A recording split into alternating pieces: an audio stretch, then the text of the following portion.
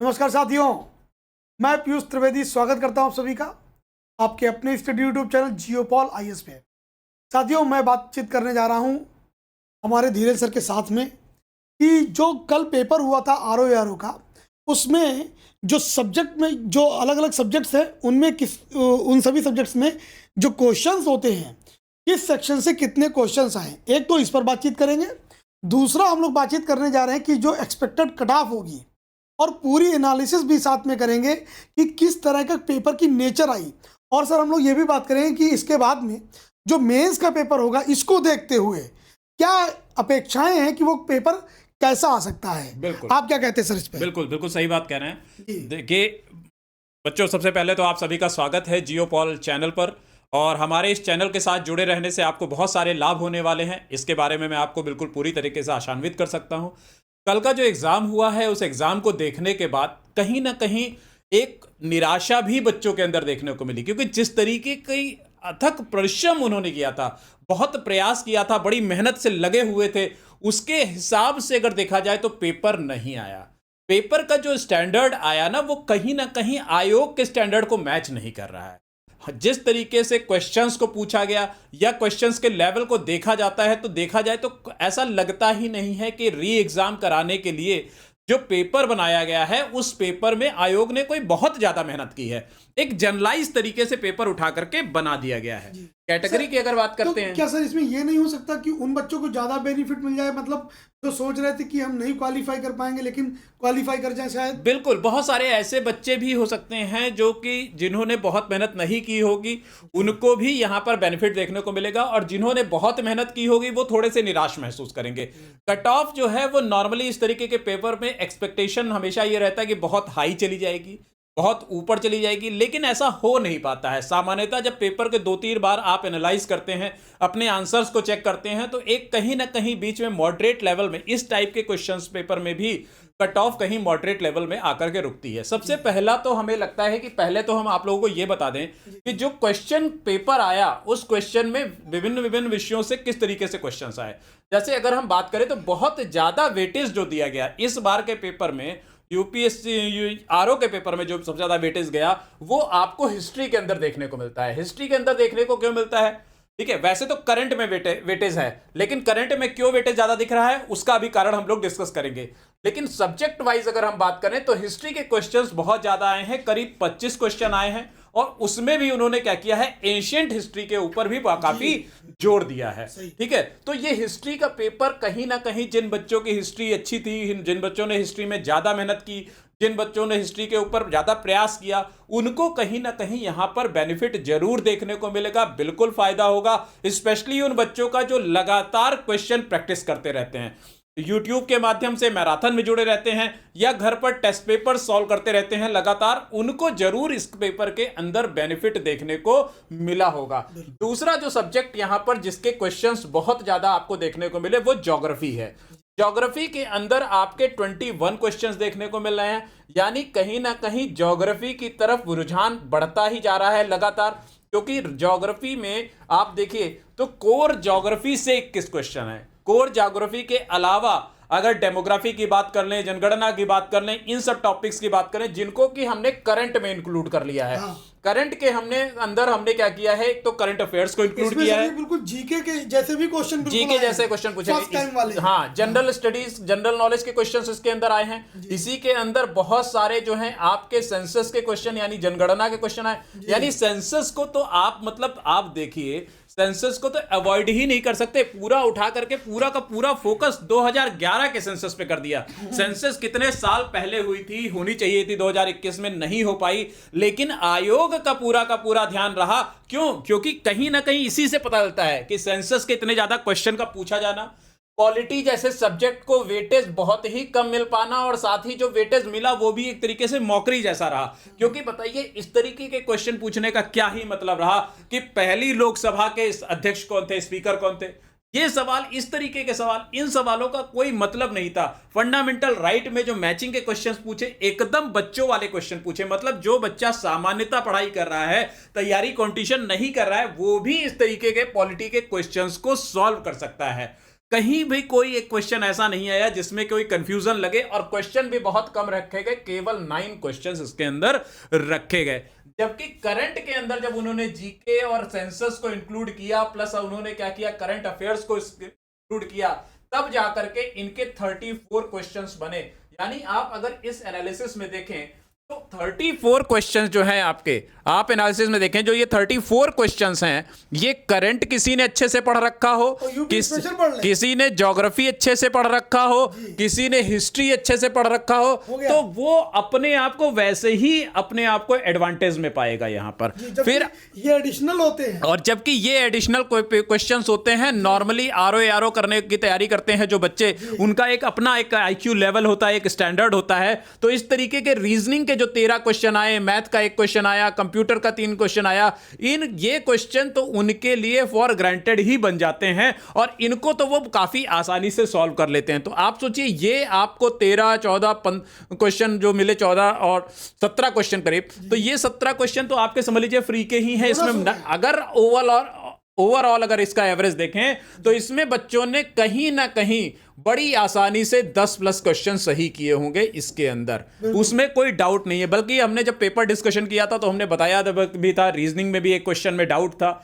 यहां पर कुछ क्वेश्चन ऐसे हैं जिनमें डाउट भी देखने को मिला है, क्योंकि ऐसा हो ही नहीं सकता कि डाउट ना मिले। आयोग क्वेश्चन पेपर बनाए और उसमें कोई डाउट ना हो, ऑब्जेक्शन ना हो, ऐसा कभी हो ही नहीं पाता। और इस पेपर के अंदर सर तो क्या ही बताएं, कोई मेहनत जो नहीं की है उसको तो साफ समझ में आ रहा है। अब ये यूपी स्पेशल के 8 क्वेश्चन है, यानी वेटेज ये देखिए 34 + 8, अगर इसी को आप जोड़ लेते हैं तो 44 क्वेश्चन तो आपके लगभग ऐसे ही बन जा रहे हैं। 42 क्वेश्चन, तो 42 क्वेश्चन तो यूं ही आपके इस तरीके से बन गए। प्लस आप चाहे हिस्ट्री उठा लो, साइंस उठा लो, इन दो का कॉम्बिनेशन ले लो, इधर से 10 क्वेश्चन और इधर से ज्योग्राफी के ले लो। मतलब इन दो सब्जेक्ट्स का तो समझिए कहीं पर से, इन दो सब्जेक्ट्स को तो उन्होंने कहीं ना कहीं बहुत ही डाइल्यूट कर दिया इस एग्जाम के अंदर।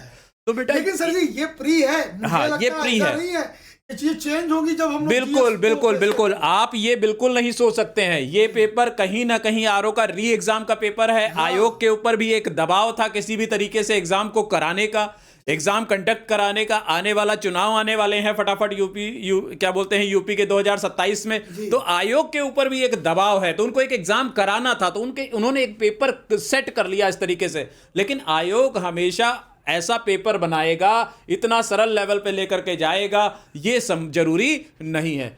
आने वाले समय में हो सकता है इससे भी बेकार पेपर दे दे, और लेकिन इससे अच्छा भी पेपर दे सकता है, इससे बढ़िया भी पेपर, क्योंकि आयोग बहुत अच्छे पेपर बनाता रहा है। और पीछे पीसीएस में जो लगातार मैंने देखा है जिस तरीके से आयोग ने अपने लेवल को बढ़ाया है, मैं आपको बता दूं ये लगभग वैसा ही पेपर है हाँ। जैसा इसने बहुत समय पहले, मैं 16, 17, 18 का मुझे याद आ रहा है, बिल्कुल ऐसा पेपर आता था। बिल्कुल तो अब कहीं ना कहीं लोग अपने आप को रिपीट कर देते हैं। बिल्कुल एक साइकिल चेंज किया जाए। ऐसे नहीं तो ऐसा पेपर तो इससे ज्यादा स्टैंडर्ड पेपर तो आजकल पेट वगैरह में आने लग गया है। लेकिन खैर, जो पेपर आया हम उसी पेपर की बात करेंगे। और इस पेपर में बेटा ये एनालिसिस है क्वेश्चंस की, लगभग प्लस माइनस 1-2 हो सकता है, लेकिन हिस्ट्री में 25 हैं, साइंस में 19 क्वेश्चन है, पॉलिटी के अंदर 9 क्वेश्चन आए थे, इकोनॉमी के अंदर 8 क्वेश्चंस हैं क्योंकि जनगणना इसमें इंक्लूड नहीं की है, और यूपी स्पेशल के 8 क्वेश्चन आपको मिले हैं। करंट अफेयर्स जिसमें कि हमने जनगणना को इंक्लूड किया है, जनरल नॉलेज को इंक्लूड किया है, प्लस करंट अफेयर्स को इंक्लूड किया है, तो करीब 34 क्वेश्चंस बनते हैं। और ज्योग्राफी के 21 क्वेश्चन आपको देखने को मिलते हैं। रीजनिंग वाले पार्ट की बात कर लें तो रीजनिंग के 13 क्वेश्चंस हैं, मैथ्स का 1 क्वेश्चन है, और कंप्यूटर के भी क्वेश्चन उन्होंने लगभग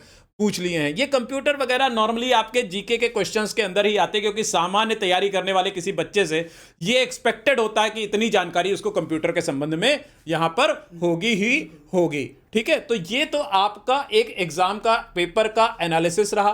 दूसरा, अगर हम पेपर के लेवल की बात करें, क्वेश्चंस के लेवल की बात करें, तो क्वेश्चन का लेवल भी जो है बहुत ज्यादा, जिसे कह सकते हैं ना कि इजी की बात कर लेते हैं या मॉडरेट की बात कर लेते हैं या डिफिकल्ट की बात कर लेते हैं, तो most of the question easy और मॉडरेट के बीच में ही लाई कर रहे थे।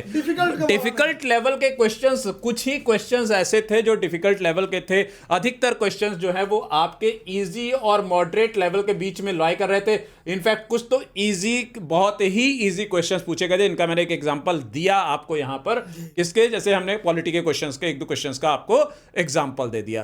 तो इस तरीके से ये पूरा का पूरा एक एग्जाम कल जो है यहां पर कंडक्ट कराया गया है। अगर यहां पर हम बात करें, यहीं पर बता दीजिए सर, यहीं पर अगर हम बात करें और तो हम कट ऑफ पर डिस्कशन कर सकते हैं। कट ऑफ पर डिस्कशन करेंगे तो कट ऑफ के डिस्कशन अगर देखें तो वैसे तो कट ऑफ के बारे में बहुत ज्यादा सोच पाना आसान नहीं होता है। कट ऑफ के बारे में बहुत ज्यादा सोच पाना आसान नहीं होता है, क्योंकि कट ऑफ को प्रिडिक्ट करना थोड़ा डिफिकल्ट होता है। ऐसा लगता जरूर है कि हम एक जनरल कट ऑफ बता दें और इस तरीके से बच्चा वहां से तैयारी करने लग जाता है, लेकिन फिर भी थोड़ा सा कट ऑफ का जो है आइडिया लेना डिफिकल्ट होता है। लेकिन फिर भी मैं एक चीज बताना चाहूंगा यहां पे, मैं ये कहूंगा, अगर मैं जनरल की बात करूं तो जनरल के केस में एक चीज समझिएगा, जनरल कैटेगरी के अंदर कट ऑफ कहीं ना कहीं मुझे जो लग रहा है वो 125 प्लस जाने वाली है। इतनी कट ऑफ तो निश्चित तौर पर यहां पर जाएगी। अगर इससे कम जाए, इससे ज्यादा भी जा सकती है, लेकिन इससे कम जाने की उम्मीद तो मुझे नहीं लग रही। इतनी कट ऑफ तो जानी चाहिए, जो नेचर ऑफ द पेपर है यहां पर। ठीक है बेटा, तो जितने भी बच्चे 125 प्लस क्रॉस कर रहे हैं उनको तो मैं सजेस्ट करूंगा जनरल कैटेगरी के अंदर बिना टाइम वेस्ट करे, कल परसों वेट मत करो, क्यों, जो करना है आज कर लो भैया। ठीक है, अभी से शुरू कर लो, कल का सोचोगे तो बहुत देर हो जाएगी। ठीक है, कल का कोई भरोसा नहीं है, कबीरदास के उस दोहे पे ना जाइएगा जो आधुनिक बनाया गया है, आज करे सो काल कर और काल करे सो परसों, काहे को इतनी जल्दी जब जीना है बरसों। तो ऐसा नहीं है, यहां पे क्या है, जो कल करना है वो आज ही कर लेना है और आज जो करना है वो अभी कर लेना है। तो आप अपनी मेहनत तैयारी में लग जाइए। क्योंकि आपको पता है कि मेंस में हिंदी का बहुत जबरदस्त रोल है।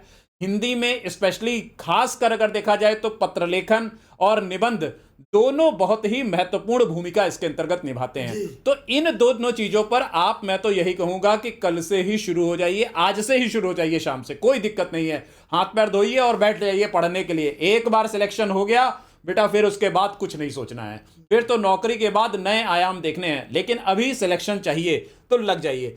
यहीं पर अगर मैं ओबीसी की बात कर लूं, अदर बैकवर्ड क्लास की बात कर लूं, तो अदर बैकवर्ड क्लास में अगर मैं बात करता हूं तो मैं देखता हूं कि भाई ओबीसी के अंदर जो मेरिट यहां पर जा रही है वो आप ये इतना जानिएगा कि करीब करीब आपकी ये मेरिट जो जाएगी बेटा, ये जाएगी 122 प्लस के आसपास या 120 के आसपास। कितनी जाएगी? 122 प्लस के आसपास ही ये मेरिट जाने वाली, क्योंकि ओबीसी और जनरल में रिजल्ट में नहीं रहते हैं, बहुत ज्यादा डिफरेंस आपको देखने को नहीं मिलेगा। तो ये आप मान के चलिएगा कि ओबीसी के अंदर यहां पर इतनी मेरिट जाने की यहां पर संभावना आपको देखने को मिलेगी।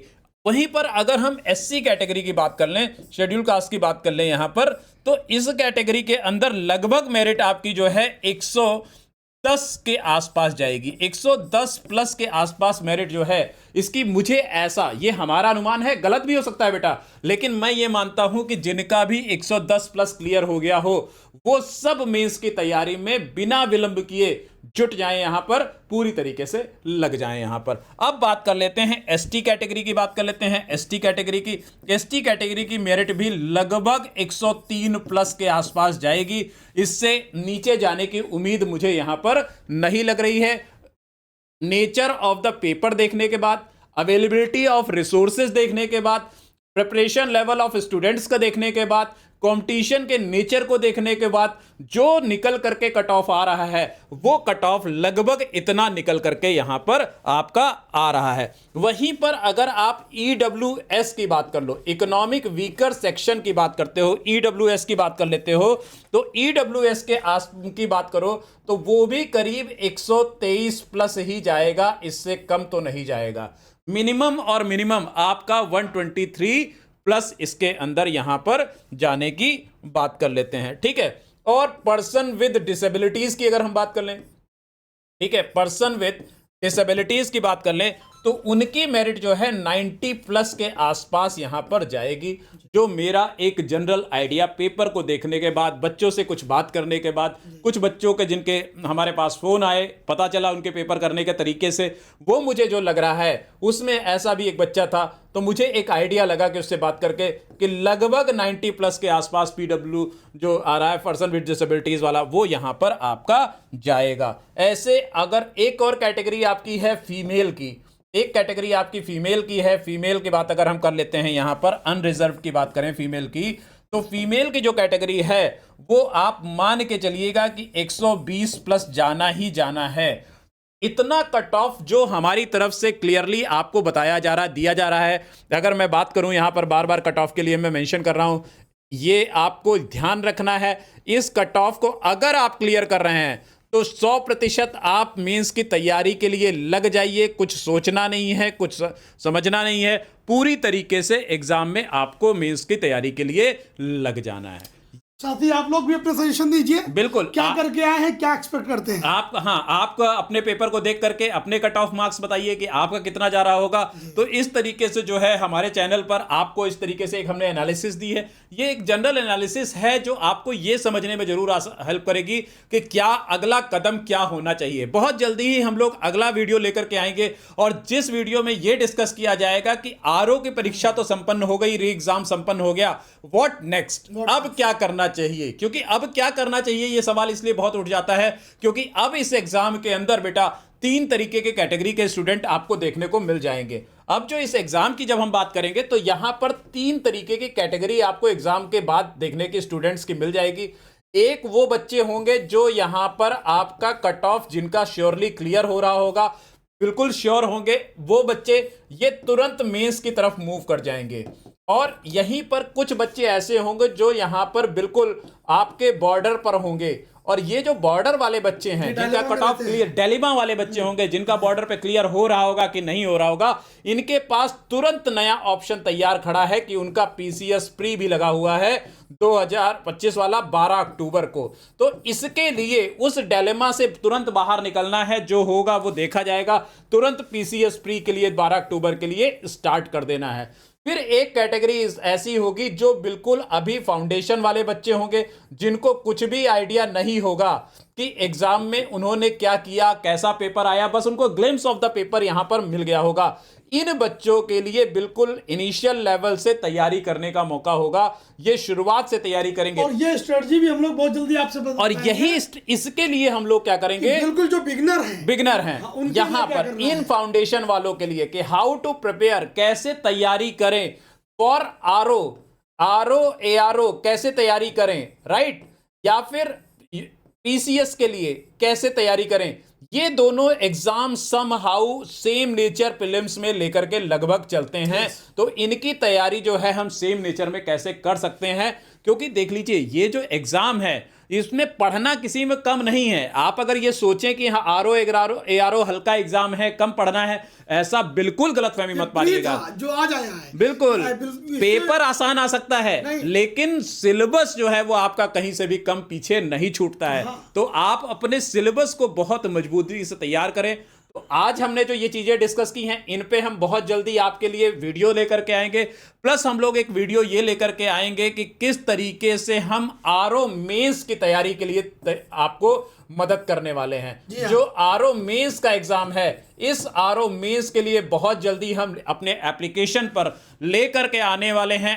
यहां पर एसे राइटिंग प्लस पत्र लेखन। तो जुड़े रहिए हमारे साथ, अगले वीडियो का इंतजार करिए और अगले वीडियो में आपको ये सभी जानकारियां पूरी डिटेल में प्रदान की जाएंगी। और हमारी जो मैराथन हो रही है रोज सुबह 10 बजे से लेकर के 10 AM से शुरू हो जाती है। इस मैराथन क्लास को बिल्कुल भी अटेंड करना मत भूलिए। स्पेशली जो फाउंडेशन वाले बच्चे हैं, स्पेशली जो बॉर्डर वाले यूपी जो पीसीएस प्री वाले हैं, इन बच्चों के लिए ये मैराथन 10 AM की हमारी जो मैराथन है, ये मैराथन बेहद जबरदस्त होने वाली है। इसका उन्हें बहुत ही फायदा मिलने वाला है। तो मिलते हैं अगले वीडियो में। क्यों पीयूष सर, क्या कहेंगे? बिल्कुल तो अगले वीडियो में हम लोग मिलेंगे और अगले वीडियो में जो है जानेंगे कि कैसे हमें मेंस की तैयारी करनी है, मेंस में क्या क्या आएगा ये भी डिस्कस करेंगे। क्योंकि जिन बच्चों को ये आइडिया नहीं होगा कि इसमें मेंस में क्या आता है, वो भी हम लोग डिस्कस करेंगे। अभी के लिए इतना ही, मिलते हैं, तब तक के लिए नमस्कार, धन्यवाद।